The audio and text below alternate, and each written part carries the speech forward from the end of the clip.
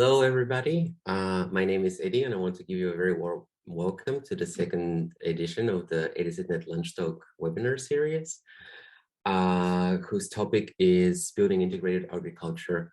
Today with us, we have Dr. Ina Säumel from the Humboldt University of Berlin. She's the principal investigator of the EdiCitNet project, and she's going to give us a quick overview of the project itself. And then with us are experts Felix Mollenhauer and Rebecca Gohlke from the German Association of Building Greening. And they will talk about the benefits of green roofs of facades and how edible plants can be integrated into those as well. I want to remind you that you're very welcome to pose your questions. And in order to do so, please use the Q&A section that you can find. And at the end of the webinar, we'll have time to reply to those. So having said that, I'm going to give the floor to Dr. Ina Säumel. Thank you, Eddie, and welcome to everybody here to our lunch talk. We start with a short overview on the EdiCitNet project. We are a project of 35 different partners all around the world, and our mission is to foster edible city solutions, ECS in our terms, which are overcoming the mismatch between traditional nature-based solutions and citizens by deepening the social dimension of nature-based solutions. The main mission is to mainstream successful co-creation practice from edible city solutions that are socially inclusive, invite citizens to co-create their sustainable development and to proactively change the urban environment to their benefits, and to introduce finally also a paradigm shift of lifestyle. We do this with co-created communities of knowledge, practice, and cosmologies. What are edible city solutions for those of you that haven't heard this term? We use this term as a part of nature-based solutions that are related to edible cities and which comprise a wide range of different forms of urban farming, food production, distribution, and consumption. All these are combined with closed loop systems for sustainable water, nutrient, and waste management. So for us, urban food production uses innovative principles of ecological design and closed material and energy flows. And here we are, of course, very close to building integrated urban agriculture modules that we will discuss today in this webinar. Next slide. How we do this in our EdiCitNet project, I want to highlight this because we do it not in a top-down process. We do this using inclusive co-creation. And in our cities that you can see here on this map that cover most of the continents, we have open and participatory city teams, which include really diverse actors from all different sectors that are involved in edible city solutions.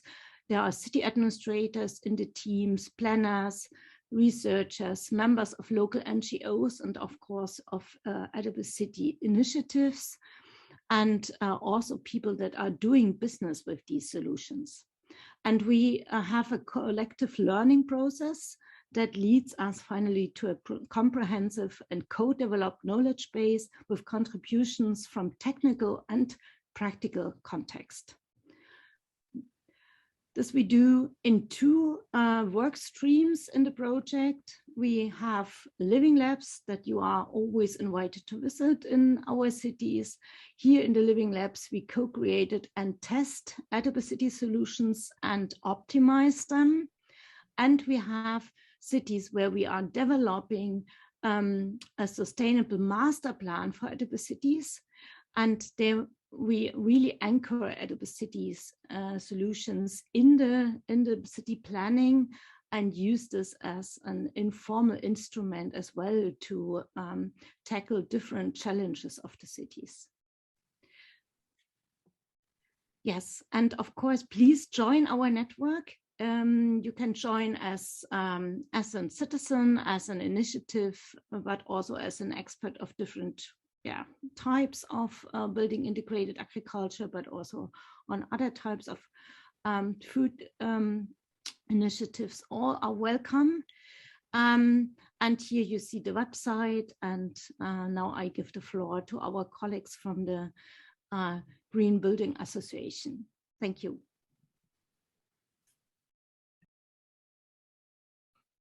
Thank you very much, Ina and Edi. Okay, yeah, hello everyone. Felix Mollenhauer from the Building Greening Association, BuGG. Happy to be here, and we want to tell you something about building integrated farming, building integrated agriculture. We have a few points for you. First of all, I want to introduce the BuGG a bit, who and what we are doing. After that, I will hand over to my colleague, Rebecca. She will tell you a bit more on how can cities push the city solutions, especially on buildings. And we show you a few opportunities in Germany. After that, also some international best practices from Copenhagen, Paris, and Singapore as well. And after that, I will tell you something more about what we can do to implement more building integrated agriculture. From the point of view of a municipality, and also from the point of view of ourselves as private persons or as a company. Yeah, who we are.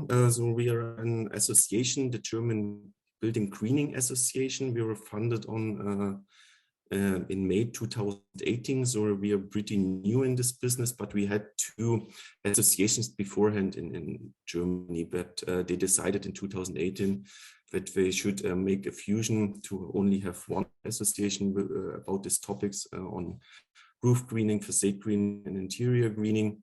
So this is a small field, so it doesn't need more than one association in the whole Germany. So headquarters in Berlin, but our office is in Saarbrücken, but we are all working in different parts of Germany. For myself, I'm working from Dresden, or Rebecca, she is living and working in Erfurt, which is in the middle of Germany.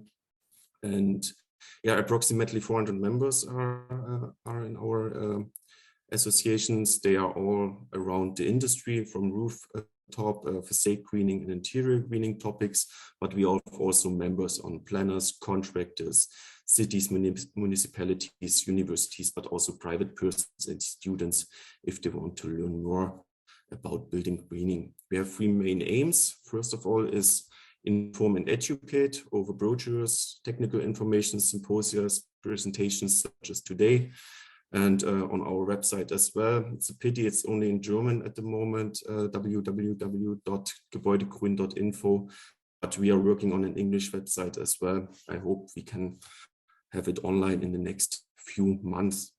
Then we are also network manager for cities and universities to bring together the industry with planners and cities.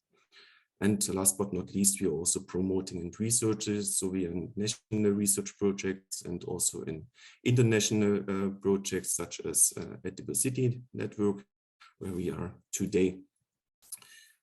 To get you an overview on building greening, you can see here different kinds of systems we have in Germany, from rooftop greening with intensive green roofs to extensive green roofs, and some special solutions such as solar green roofs or slope roof greening. I guess the number 11 is the most interesting for today when it comes to rooftop farming. It's typical intensive green roofs, but also when it comes to vertical farming, you can see here number 3 and 6, wall-mounted greening and soil-bound greening. These are different solutions for farming agriculture on buildings. How do we build green roofs in Germany? So this is our typical solutions. We have on the left side and single layer green roof, and on the right side a multi-layer green roof. Most of the green roofs are multi-layer green roofs. What you need for this is a suitable roof structure which can hold the weight of the green roof. After that, you have a roof waterproofing, which protects the roof itself from the roots and the water from green roofs. And then you have the first layer, which is a Trinity layer, which can be made out of plastics or bulk materials, or yeah, it depends on what you want and how much it should cost. Then you have the filter fleece, which prevent fine particles from being washed into the drainage layer from the substrate. And last but not least, it is the substrate layer where the plants can grow into. That's a typical green roof, as you can see here. And then you have the special green roof types in, for example, the urban farming roof, which is made with a special substrate, which they are using here. It's an intensive green roof type, which has a lot of maintenance needed.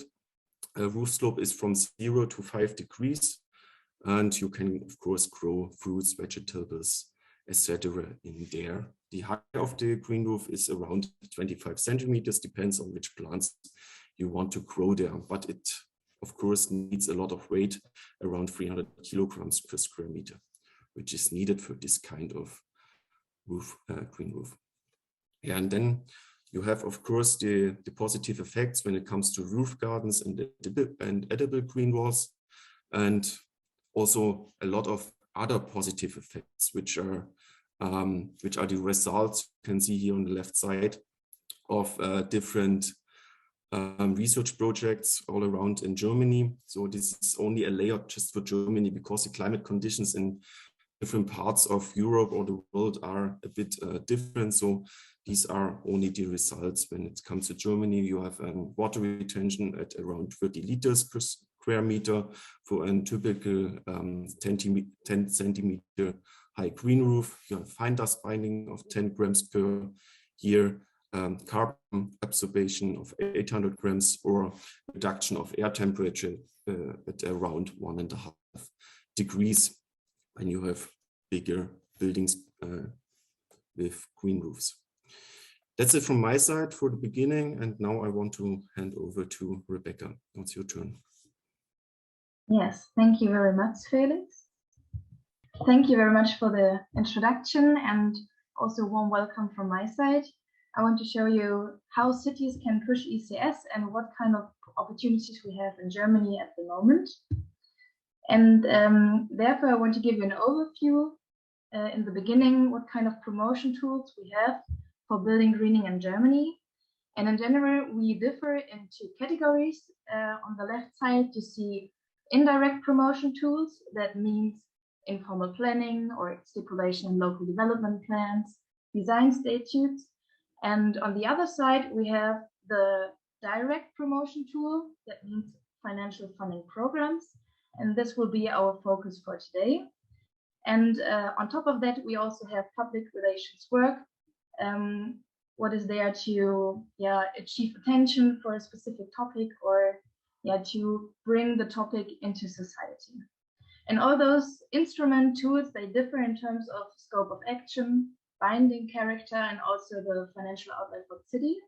And on the right-hand side, you see it's only available in Germany, unfortunately, but it's a guideline named Green Roofs for Communities, for cities.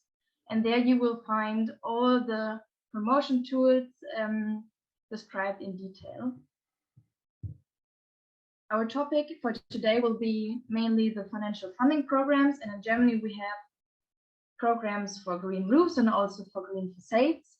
And we have them on 3 different levels. The first one is the municipal, then we have state level and also federal funding. And for the start, I want to show you what financial funding programs really means, because on the municipal level, it's a voluntary service from a municipality, and the financing of this program is mainly from their own budget or in conjunction with state or federal funds. And those programs that offer a financial incentive for citizens, for companies who want to voluntarily implement green roofs and green facades. And the good thing about it, it enables funding in areas with a high need of action, for example, with a high need for climate adaptation, or when other instruments, tools, as I showed you before, are not effective in those areas. A big advantage is that it concerns new construction as well as existing buildings. And if you compare it to those other tools, we have a low binding nature. That is because the city can only offer a funding program, but the citizens, the companies, they don't need to use it. But we have a high scope of action and a high financial outlay for the city because in general it's paid by their own budget. So when a city decides to offer such a funding program, what is the reason for this? Especially now for green roofs and green facades. And as Felix mentioned before, there are different benefits that come with building greening. For example, the reduction of heat load, then rainwater retention, the creation of new habitats for flora and fauna, the improving of air quality, and also the expansion of green spaces in housing and residential areas. So all these benefits together, you can see similarities to the benefits of ECS. And the question to this topic is, does this also include ECS systems? And here I want to show you one program. It's the funding program of Düsseldorf. And in the guidelines, they really pointed out that it's also a funding program for urban gardening projects. So you can gain subsidies for tools, water containers, everything you need, like the infrastructure to need to build up an urban gardening project, community garden, or either school gardens. So in this specific guideline, ECS is funded. And the next example I want to show you is the funding program from Hamburg. You see one project that has been honored in the Hamburg Prize for Building Greening 2017, and it shows you a dementia garden on top of a senior center where the residents can do gardening together, and it's, I think, a nice program. ECS works really well and can be funded, but Düsseldorf and Hamburg are cities that are really well experienced when it comes to building greening, and there are also cities that are not that experienced. So as BuGG, we built up a project called Urban Dialogue of Building Greening, and the goals of this dialogue is to give cities, and all cities, basic knowledge on green roofs and facades and the legal framework. And we want to support the communication between experienced cities on the one side and inexperienced cities on the other side to spread the topic. And we want to develop best practice examples. So this is a very important project at the moment to help smaller cities to implement more green roofs and green facades. I would also want to show you the BuGG Market Report Building Greening 2021, where you can find current figures on the building greening market in Germany, and also the results of our surveys and researches that we did. And in this report, you will find an overview over the promotion tools and how cities in Germany work with them, especially for all cities over 50,000 inhabitants. And then you also find a table with all the financial funding programs that exist at the moment. Here's the table of the results of our city service from 2010 to 2020. And in these small black boxes on the right side, you see the results of the last survey we did. And it says that approximately 26% of the cities in Germany with more than 50,000 inhabitants offer financial funding for green roofs, and 24% for green facades. And that's a very good value in comparison to the years we had before. So we definitely see a growth using this promotion tool. And it says that every fourth city in Germany offer funding. And when you look at the map of cities in Germany that have financial funding, we see that it's in total 106 cities for green roofs, 81 cities for facade greening.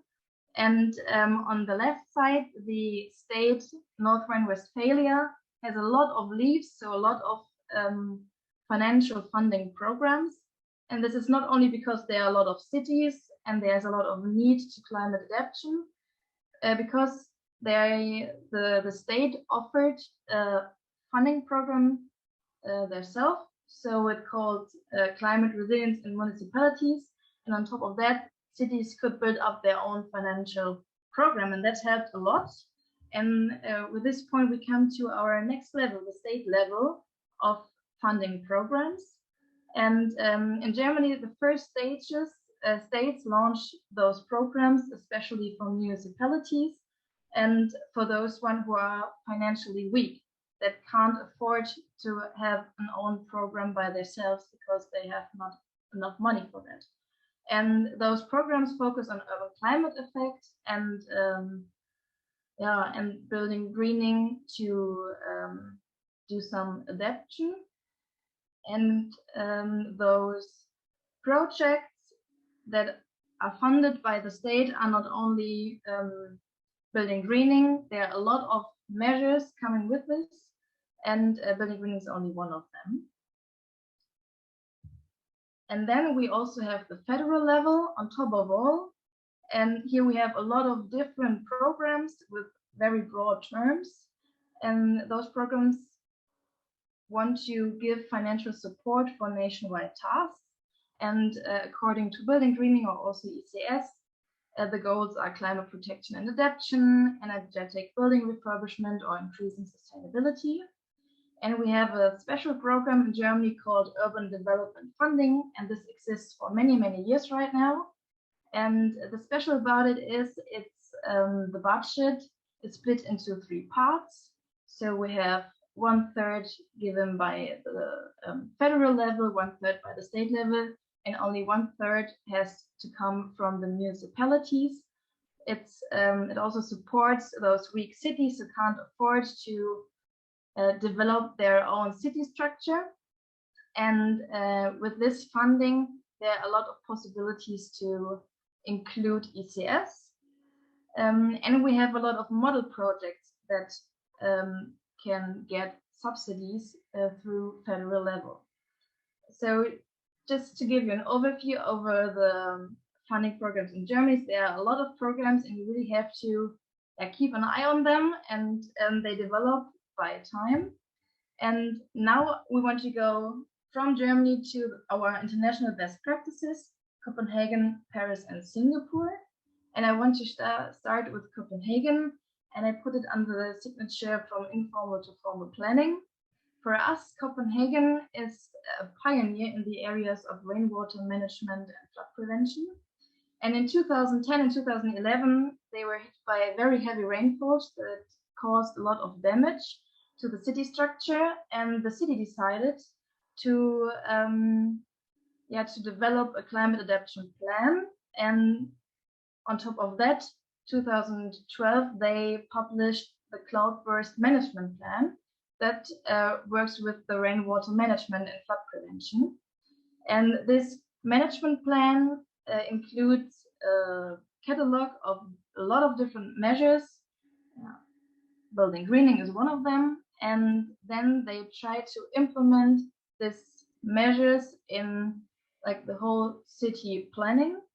And for example, the city has stipulated the greening of red roofs with a roof pitch of less than 30 degrees in most new development plans since 2010. And they also included it in the guidelines for sustainability in construction, so that every municipal building needs to have a green roof. And on the right-hand side, you see different green roofs that have been implemented since then. I think the most popular one is probably Copenhagen, Amagabaka, and there are a lot of other projects going on there. Then I want to show you Paris. Paris, for us, is a pioneer in urban agriculture, and that goes back to the people in power there that set climate protection goals for the city, and they tried to find ways to reach those goals.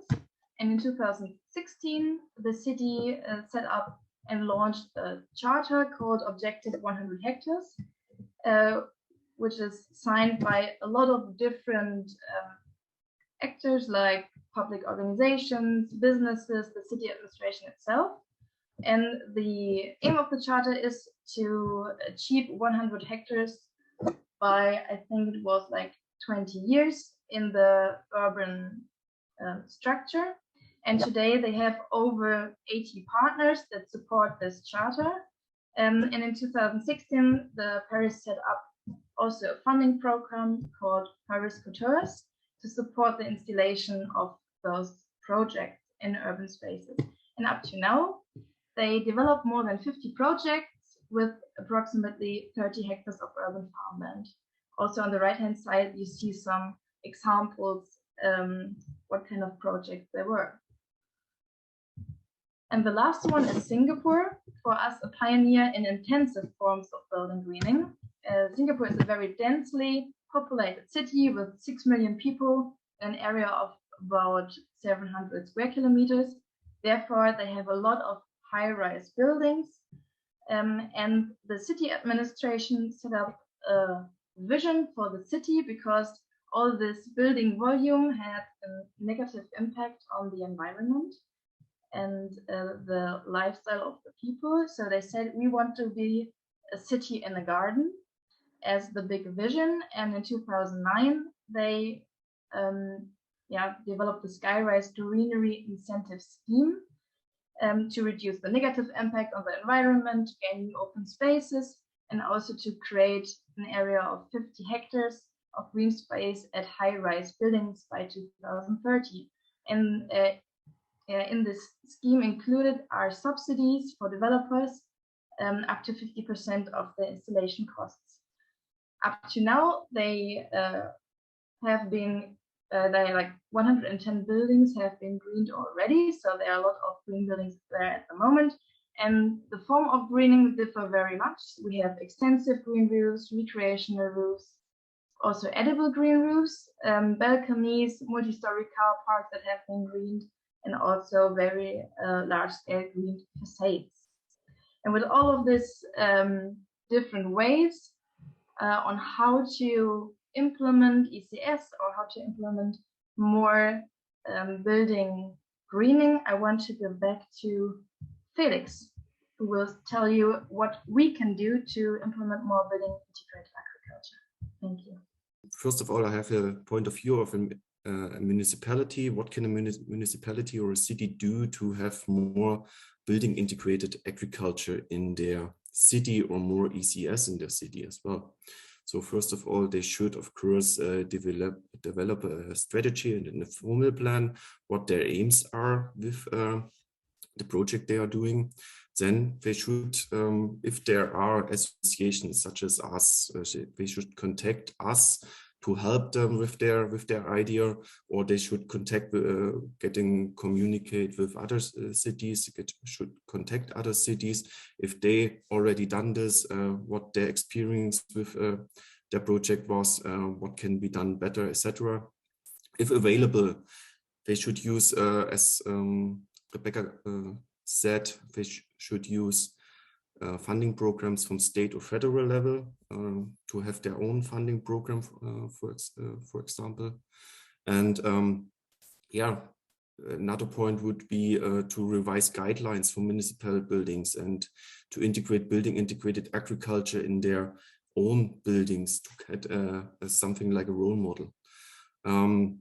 Offer direct funding for companies and citizens to implement building integrated agriculture in already existing buildings, to not always use newer buildings because we already have a lot of buildings. Why shouldn't we use them? work with developers and advise building integrated agriculture in new development areas. You could also use. And of course, raise your awareness through the public relations work to spread it through the whole city, municipality, or even further. This would be some possible ways for municipalities or cities. And on the other hand, we have also the point of view of companies or private persons, what they can do to implement more building integrated agriculture is to, first of all, research for direct funding opportunities so that you don't have the costs all of your own. A lot of cities, we already said it on building greening, have a lot of funding opportunities. Maybe there are also funding opportunities through urban agriculture. Contact the municipality and city and ask for their support. A lot of cities are open for new ideas. Maybe they will support you with your project. Yeah, I have to tell you, if you are a private person, just ask the owner first if you want to have your own project on the building when you are not the owner. You maybe can't do it. Contact companies that can implement such a project and ask for their quotations. Not always use the cheapest one, but also not the highest one. The ones in the middle are most of the time are the best who can implement your idea. Provides them with information on whether it is a new building or an existing building. So there are different needs when it comes to the greening itself. For example, a green roof on an already existing building needs a special weight, which a lot of the existing buildings can't have. So maybe the substrate layer is a bit smaller than on normal green roofs. Clarify also questions about statics, accessibility, on how to get your products up on top of the roof, or how to get them to the supermarkets, etc. If you grow some products on the building itself. Light conditions are also a very important part. Not all plants can grow everywhere. Irrigations you need to handle, and care and maintenance, of course. They are really necessary for when it comes to building greening. Cost analysis for implementations and annual maintenance are really needed, because often it's that the costs for the maintenance are higher than for the implementation itself. For example, a normal green roof costs around 20 to 30 euros per square meter here in Germany, and the maintenance costs around 1 to 2 euros per year per square meter. So if you want to have your green roof around 30 to 40 years, the maintenance is much higher than the implementation. These are just some guidelines we were working out for you. Maybe they can help you for your future projects. Last but not least, I want to show you some pictures, because it was a lot of text. Maybe they will help you with your own ideas. It starts with rooftop beekeeping. It's a very small solution for an edible city solution, but yeah, maybe on the most of the extensive green roof, it's working. They don't have much weight, so the bees have their peas up there, because extensive green roofs are most of the time not open for the public, so they can produce honey. They're pretty easy. Another example, when it comes to private gardening, this is an example from Munich. So there are 6 to 7 private gardens up there on top with raised beds and greenhouses. If you have the statics of the building, then this is possible as well. And as last example, a company garden from Stuttgart, city of Stuttgart. So the fruits were used to produce marmalade. So you have your own rooftop marmalade there. This is just another example.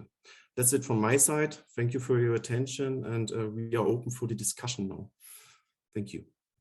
Thank you very much, Rebecca. Thank you, Felix. Thank you, Ina. This was super interesting. I want to encourage everyone who has questions now to post them in the Q&A, and they will be answered by the experts. if not, I do have a question too to start with, maybe and break the ice. But I was just wondering, like, for instance, when it comes to like the funding and the cost of building these roofs, and of course, like an intensive green roof would require like a stronger load-bearing structure to carry the load. So what is the difference approximately in the cost of building an extensive or intensive green roof? You mean the statics itself? Yeah. Yeah. This depends a lot of the building itself. So the holding structures on typical residential buildings is around 6 to 8 meters, and you often use on newer buildings. I don't know the correct English word in Germany. It's something like steel concrete building. So for residential buildings, this is used, and there we have data for. So when it comes to differences from 6 to 8 meters, and these are only from a naked roof, so without a greenery to an extensive green roof, it's just €1. So it's really not that much, because you only need a bit more of steel in this kind of buildings. And when it comes to an intensive green roofs, where you can grow plant fruits or vegetables inside, then it's around 10 to 11 euros per square meter. So it's also not that much. It's more the green roof system itself, which costs a bit more. Yeah, but it's a lot different to, for example, to industry halls, because the differences between the holding structures are there from 50 to 20 meters. So most of the time they can't handle this. Eddie, there are questions in the chat. Yeah, we see. Yeah, we have a question in the chat. So Rebecca is asking, who is regularly the initiator behind bigger rooftop projects? So I think it's mostly either an initiative, so private people coming together and they want to start a bigger rooftop project, and then they contact cities, they search together for opportunities, and then I know, for example, a project in Copenhagen where they found a car park, and the top of the car park had enough statics to build up urban farming area, so that was made by an initiative. I think in new development areas, it comes from the residents community. So the community wants to have this urban farming areas, private gardening areas, and then they get together and try to work it out. Yeah. And then we also have another question, which is Sebastian asks, what do you know about the potential of urban food production in relation of overall consumption of food? Are there cities which have evaluated that? Yeah, I guess Ina could answer this question a bit better than us. Yeah, I have two numbers on this. As an example, Havana is currently producing 80% of the vegetables and fruits that are consumed within the city of Havana. And the Singapore example as well is really impressive. It was the mayor of Singapore, which was in a meeting from the technical expert meetings for the climate change global meetings in Bonn some 2 years ago, and they wanted to reach within 5 years 30% of vegetables and fruit produced within the city. And in the case of Singapore, it's mostly also building related, but as the example which was chosen, yeah, maybe as most impressive.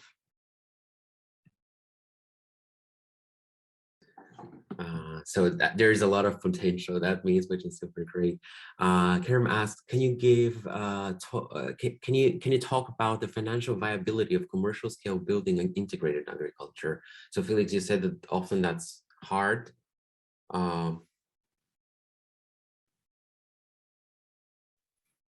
Yeah, it's pretty hard. So the most building integrated farming activities in Germany we have is always are always private gardening. So we don't have so really data about how much you can have finally on your financially finally with your products on there.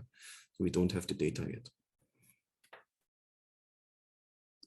And continuing on food production, Sean asks, for small-scale decentralized urban food production, is there some work or information on how production is distributed and shared?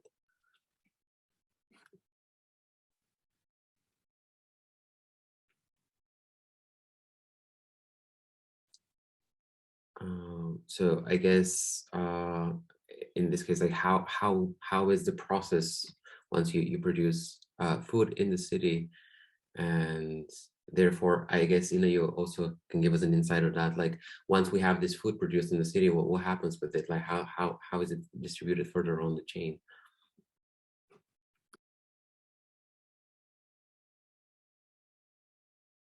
Maybe I try. This really depends on the local organization of the people that are involved in this production. There are some small medium enterprises, for example, that produce mushrooms, and they do it really also for the market. So there are really this goes really to shops and or to other types, also really to the market. And what Felix and Rebecca are the examples. Maybe they are really for the consumption of the people that are involved in the gardening processes, or in case of this company, they produce their jam and then they distribute it among the team, or yes. There are some studies on this, how this is organized in the literature. You could check this. Maybe we can also provide some links to literature on this. So we also have a question from Latifa. She says, like, greening in old and pre-existing buildings is a great idea. And she wonders if the demand comes rather from the inhabitants of the building themselves, or is it an initiative that's imposed by the municipality in general, in the case for pre-existing buildings? So I think it differs. So for example, when it comes to those car parks greenings, I think it's mostly that cities try to build up strategies how to implement more ECS, for example, or even intensive green roofs. And on existing buildings, you really need the statics, as Felix mentioned before. And then you really just come to a very small categories of buildings that are like they're really possible to be greened. And car parks is one of them. So this is probably something that starts from the municipalities or from informal planning itself. And then we have as I said, this residential houses where private people come together and try to find open spaces they can use. And then they try to use the courtyards, for example, and also the green roofs if it's not enough. Thank you.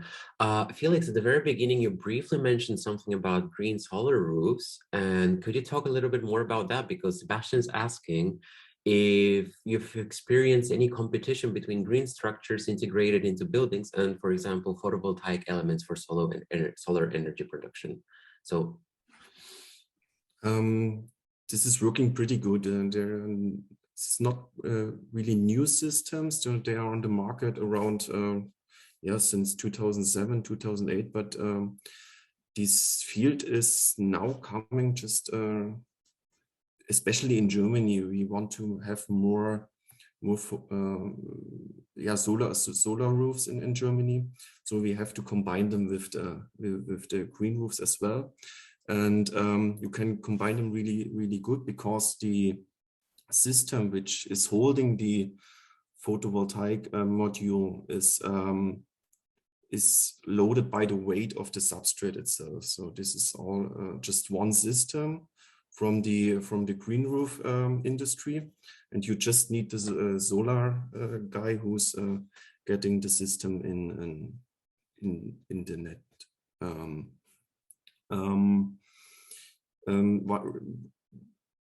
Maybe I can present you some examples on solar green roofs, but just give me a minute, then I can show you on how this is working directly.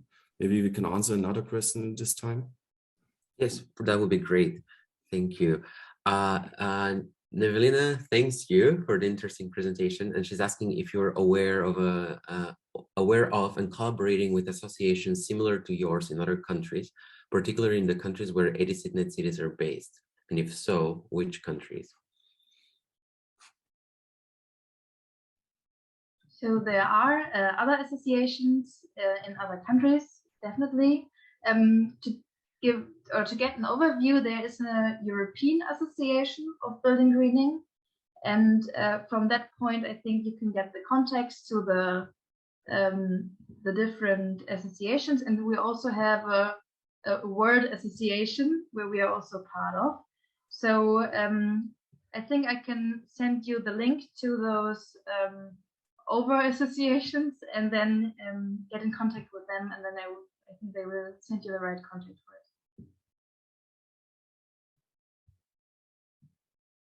Okay, thank you.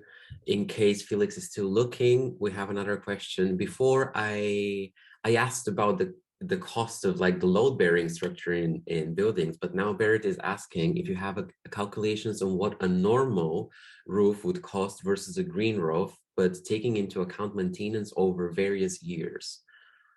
Of course, a normal roof is in the implementation cheaper, because you have the green roof in addition to it. So you have the cost for the green roof itself, and you don't have that on a naked roof. But over the years, so for example, 30 to 40 years, you often have positive effects when it comes to the cost of the green roofs itself. Normally, a normal roof has to be renewed every 15 to 20 years, so you have these costs again.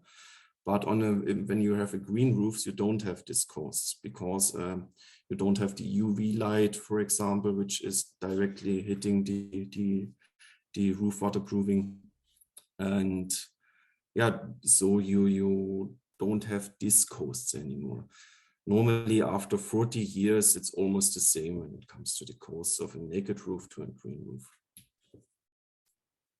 So I got the slide. It's in Germany, so German. So sorry for that, but I can show you shortly. But this is a typical solar green roof you can see here, and yeah, you have this integrated the system directly integrated in the typical green roof system. You have this plate down there, and this is filled in with the substrate of the green roof, and then you have this solar panel up here. So yeah, what needs to be done is to have this distance around 20 to 30 meters, so where the plants can't produce shadow on the solar panel. This shouldn't be.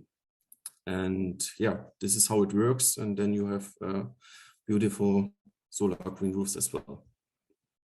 And you also can combine it with urban farming systems. Okay. Thank you. I also see that Rebecca just shared in the chat the link to that European Association, I assume, for those who are interested and can follow that. And then Thomas is asking, what are the biggest concerns of building owners besides the cost and the stability of installing green roofs and facades?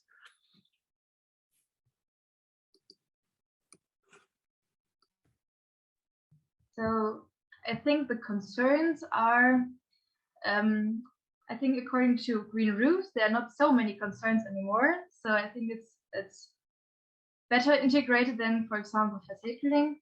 But when it comes to facade greening, there are different concerns. It starts with insects that come into my house, but it's more like an individual feeling, or maybe also it's not really proved that more insects come into the house. They just think, and they just they have the concerns about it. There's also that water comes into my house when I put this screening on my building.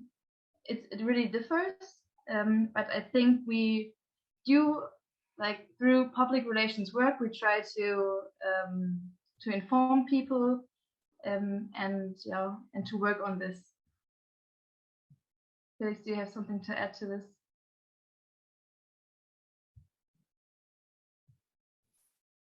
Oh, I think you already told the most important parts. It's funny because when the people are telling it's getting wet on top of the building because the green roof is there, but normally the rain falls also on naked roofs. So where's the problem? Okay, and I'm so happy that people are so interested. I think we have time for this one last question because we're kind of running out of time, but that's perfect, actually. So Berit says that he's heard they've heard of greenhouses on top of supermarkets and restaurants in places the UK, US, or Canada, and then sell the produce or use it in the restaurant's kitchen. And do you know of some incentives to establish these kinds of cooperations, or do you have some kind of information that could be spread in order to establish more such cooperations? Yeah, I already thought about these questions that this will come. Here you have an example from a roof in the city of Wiesbaden in Germany. It's also an project, so it's not yet finished, but yeah, it's in a supermarket called Rewe, a really new building, and on top you have this this greenhouse where they are growing basil, as you can see right on the right hand side, and they are also selling it in this Rewe market. They also want to produce fish, as I heard. At the moment we were there, the fish wasn't there at this moment, but they wanted to have it also. So this is just an example when it comes to this kind of ideas. It's the Rewe in Wiesbaden. You can find it also in the internet, some information about it.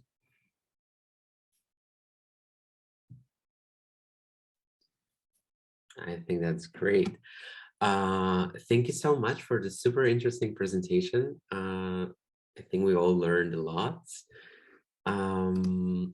I also want to invite our attendees to, of course, join, if they like this event, join our newsletter so they don't miss any other webinars in the future. And also our YouTube channel where you can see the previous webinar and other very interesting videos related to the edible city. So yeah, our next webinar is going to be in May. These series are bi-monthly, and just a second, we will have other EdiCitNet partners from the Brighton Hoof Food Partnership, and just make sure not to miss that one too. This webinar is also going to be uploaded to our YouTube channel, and don't hesitate to drop us a line whenever you need anything related to the edible city.